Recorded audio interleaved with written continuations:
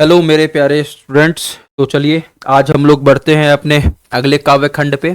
ये हमारा छठा काव्य खंड है और इसका नाम क्या है तो आप लोग को मालूम होना चाहिए। तुमुल कोलाहल कलह में।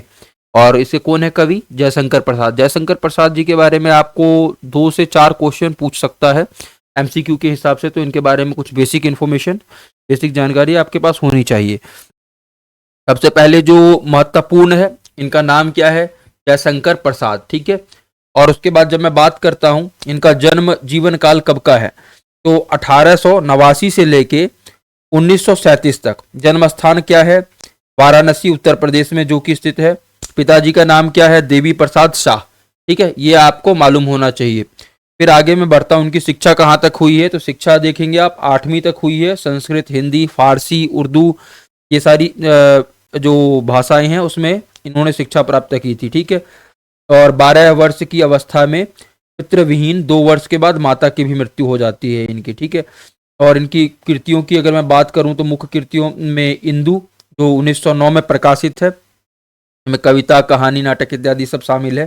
ठीक है। और प्रमुख काव्य संकलन की बात करूं तो झरना 1918 में, आंसू 1925 में, लहर 1933 में। आपको ये मालूम होना चाहिए। और आज जो हम लोग पढ़ने जा रहे हैं वो कहाँ से लिया गया है?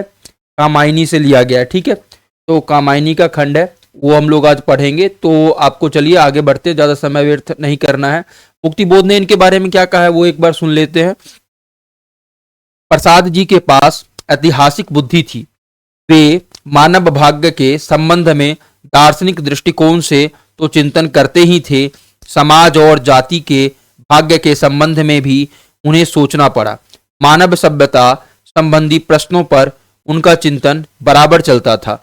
उनको समाज और जाति ने अर्थात आधुनिक जीवन जगत ने जो दृष्टि प्रदान की वह थी राष्ट्रवादी सांस्कृतिक अभ्युत्थान से प्रेरित। उन्होंने अतीत के गौरवमय चित्र उपस्थित कर इस राष्ट्रीय सांस्कृतिक अभ्युत्थान में योग दिया। मतलब जो राष्ट्रवाद की आजकल परिकल्पना चल रही है और जिस राष्ट्रवाद की बात पर्टिकुलर एक सरकार करती है, तो कहीं ना कहीं अगर इस समय होते ही है तो उनका विचार बिल्कुल उस पार्टी से मैच कर रहा होता। ठीक है। तो ज्यादा समय नहीं लेते हैं, चलते हैं हम लोग सीधा काव्य खंड पे। काव्य खंड क्या है? तुमुल कोलाहल में।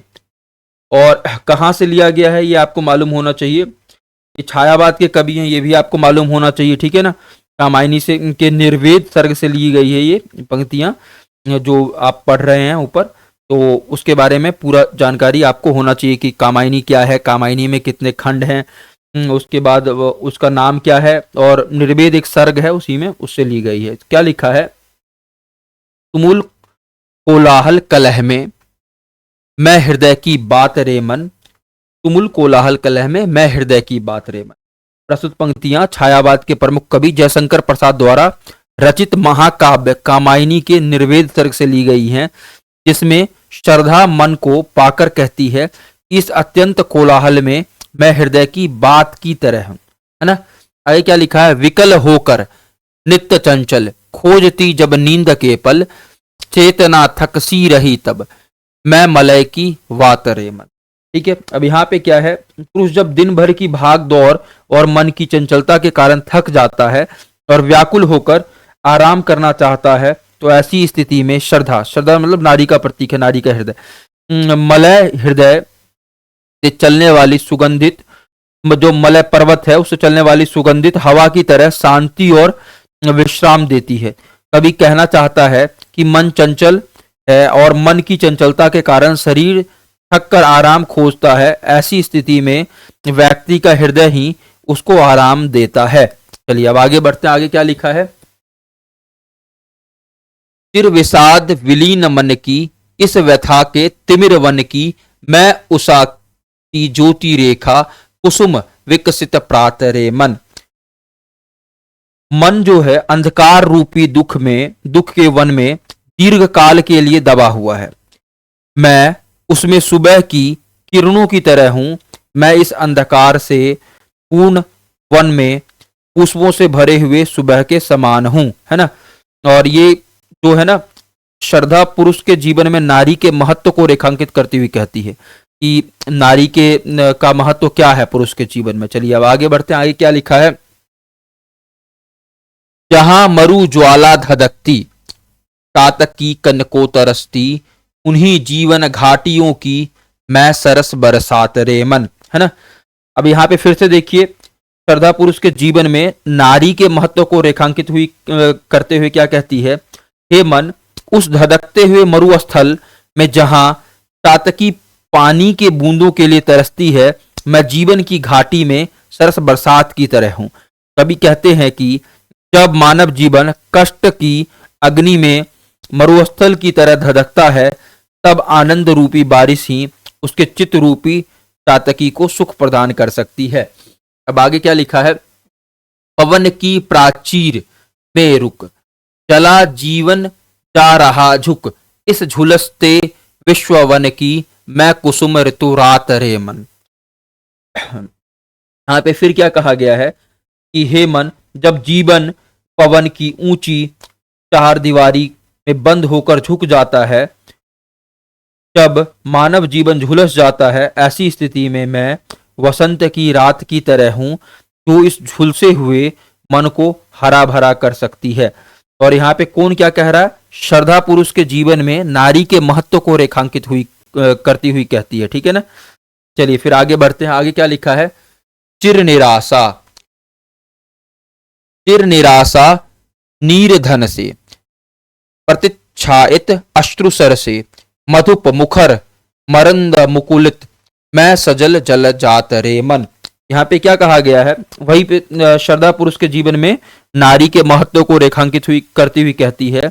हे मन, गहरी निराशा के बादलों से घिरे हुए आंसुओं के तालाब में मैं करुणा से भरी हुई कमल के समान हूं, जिस पर भौरे गूंजते रहते हैं। तो कविता यहाँ पूरा हुआ और मुख्य रूप से आप देखेंगे तो कविता में क्या बताया गया है कि नारी का जो महत्व है पुरुष के जीवन में, उसको रेखांकित किया गया है। अब ज्यादा समय नहीं लेते हुए हम लोग सीधा चलेंगे कहाँ पे। हम लोग चलेंगे शब्द पे, जहाँ पे कठिन शब्द और उसका अर्थ हम लोग करते हैं। बहुत इंपॉर्टेंट है, ये आपको मालूम होना चाहिए। तुमुल कोलाहल, जो कविता का नाम ही है, उसका मतलब क्या है। अत्यधिक हो हल्ला, तो जहां बहुत शोर शराबा हो। विकल, विकल मतलब क्या है। अशांत, है ना, जहां शांति नहीं हो। उसके बाद क्या है। मलय की वात, मतलब मलयाचल से चलने वाली एक हवा है। वात मतलब हवा होता है, तो उसको कहते हैं। तिमिर, तिमिर मतलब अंधकार, अंधेरा। प्राचीर, ऊंची चार दीवारी को प्राचीर कहते हैं, ठीक है। नीरधन मतलब बादल। नीरधर क्या है, जो पानी को धरता है, जहां पानी खूब हो तो बादल ही है ना। फिर क्या है मधुप, मधुप मतलब क्या है भौरा। फिर क्या है मरंद, मरंद मतलब क्या मकरंद या मधु, आप पराग एक तरीके से कह सकते हैं इसको। प्रतिच्छायित मतलब क्या है, जहां पे छाया हुआ हो, ठीक है। उसके बाद क्या है मुकुलित मतलब कलियों से, ठीक है। कलियों से क्या, कदराया हुआ। उसके बाद आगे क्या है जलजात, कमल या जलज। चलिए तो यहाँ पे इसको हम लोग ओवर करते हैं। मुझे उम्मीद है कि आप लोग अच्छे से पढ़ रहे होंगे और अच्छे से पढ़िए, अच्छे से बढ़िए, बिहार का नाम रोशन करिए। मिलते हैं अगले क्लास में अगले काव्यखंड के साथ।